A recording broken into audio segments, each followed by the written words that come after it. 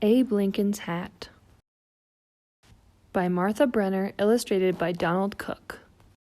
Abe Lincoln didn't have much money, but when he became a lawyer, he wanted to look his best. He bought a long black coat and a tall black hat.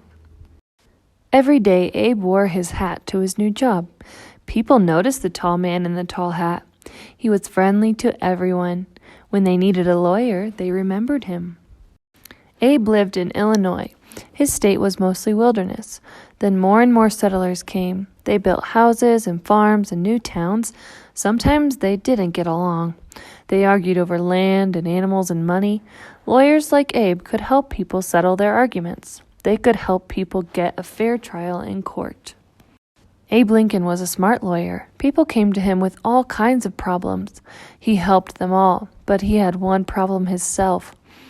He forgot to answer letters. He forgot where he put important papers. A good lawyer cannot forget. Abe wanted to be a good lawyer, but he was not a good paper keeper. What could he do? Abe had an idea. His tall hat. He could push letters deep inside it. He could stuff notes into the leather band. When he took off his hat, the papers would remind him what he had to do. The idea worked, most of the time. One day, some boys played a trick on Abe. They tied a string across the street, and they strung it up way high. Everyone in town could walk under it, except Abe. When Abe walked down the street, the string knocked off his hat. The papers flew everywhere. He bent over to pick them up. The boys ran out of hiding. They jumped all over him. Abe laughed.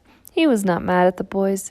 He liked a good joke, but the trick did not stop him from carrying papers in his hat. Once a lawyer sent Abe a letter.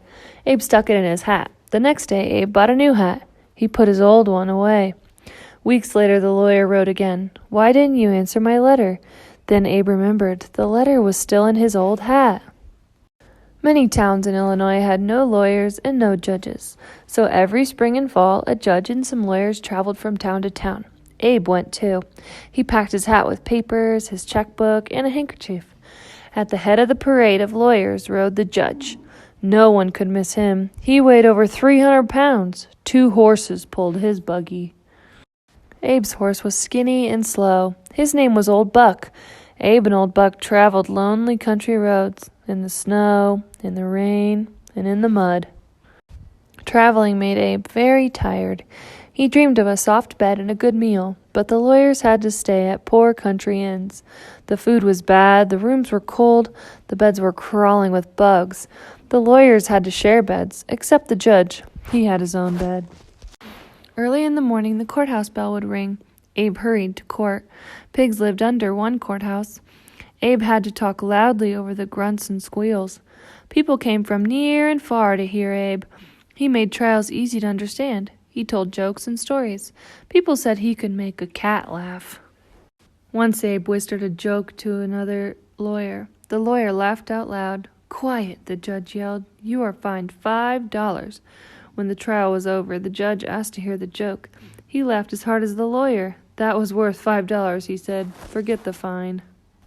At another trial, 2 men argued over who owned a young horse. Each said he owned the mother of the colt.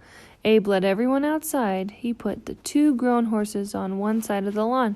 He held the colt on the other side. Then he set the colt free. It headed straight to its real mother. One day, Abe got a letter. It was from Hannah Armstrong. Years before, Abe had lived with her family. Mrs. Armstrong cooked for Abe. She sewed up the holes in his pants. Now she begged Abe for help. Her son Duff was in jail for murder. Abe did not stick this letter in his hat. He wrote back right away. "Of course I will help you." Duff had been in a big fight. It was very dark, but a man said he saw Duff kill someone. Duff said he did not do it. Abe believed Duff, but how could he prove that man was wrong or lying? "How could you see in the dark?" Abe asked the man. "The moon was full," the man said. "It was as bright as day." "Are you sure the moon was full?" Abe asked again and again. "Yes," the man repeated. Then Abe held up a famous book of facts. It said there was no moon in the sky at that time of the fight. Now no one believed the man anymore. The judge said Duff free. Abe believed slavery was wrong. His state had laws against it, but the laws were not clear. Many blacks were treated like slaves. Nance was one of them. She worked for a storekeeper who sold her to another man. This man treated Nance badly, so she would not work for him.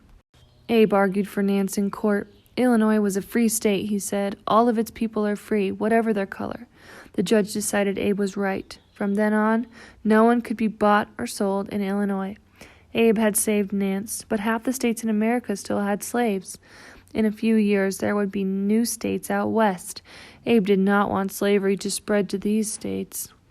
Abe tried to get elected to the U.S. Senate. If he won, he could make laws to stop slavery. He ran against Stephen Douglas. Douglas argued that each state should decide for itself if it wanted slaves. They gave speeches all over Illinois. Thousands of people heard them. Abe lost the election, but became famous. In 1860, Abe ran for president. Stephen Douglas ran too. This time, Abe won. Abe grew a beard for his new job. He took his family to Washington. At every train station, crowds cheered the new president. Abe was ready to make his first speech as president. He carried a cane, a tall silk hat, and his speech. He looked for a place to put his hat. Stephen Douglas stepped up. "If I can't be president," he said, "I can at least hold his hat."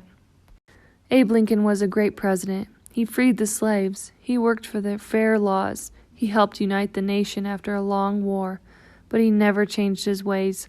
He always kept important papers in his tall hat. The end.